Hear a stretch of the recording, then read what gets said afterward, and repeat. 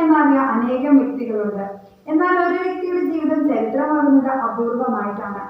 മലങ്കര സഭയുടെ ചരിത്രമായി മാറിയ ധന്യന്മാർ ഇവാനിയോസ് പിതാവ്. ചെറുപ്രായം തൊട്ടേ ദൈവസ്നേഹത്തിന് പ്രാധാന്യം നൽകിയിരുന്ന കൊച്ചു ഗീവറീച്ചൻ തന്റെ ജീവിതത്തിലുടനീളം അസാധാരണമായ ധൈര്യം എപ്പോഴും പ്രകടിപ്പിച്ചിരുന്നു. തെറ്റ് തെറ്റാണെന്നും സത്യം എപ്പോഴും ജയിക്കണമെന്നും നിർബന്ധ ബുദ്ധിക്കാരനായ കൊച്ചു ഗീവറീച്ചൻ താൻ കണ്ടുമുട്ടുന്നവരോടും തന്നോട് അടുപ്പമുള്ളവരോടും എല്ലാം ദൈവസ്നേഹത്തെക്കുറിച്ചും ദൈവകരുണയെക്കുറിച്ചും സുവിശേഷത്തെക്കുറിച്ചും പങ്കുവയ്ക്കുമായിരുന്നു. കൂദാശകളെക്കുറിച്ച് അതിയായ അറിവുണ്ടായിരുന്ന ശമാശൻ എല്ലാവർക്കും അതിനെക്കുറിച്ച് വ്യക്തമായി പകർന്നു കൊടുക്കുമായിരുന്നു. ഞാൻ അടക്കമുള്ള ബദനി സന്യാസിനി സമൂഹത്തിന് രൂപം കൊടുക്കുമ്പോഴും വലിയൊരു മിഷൻ സാധ്യതയാണ് അദ്ദേഹം മുന്നിൽ കണ്ടത്.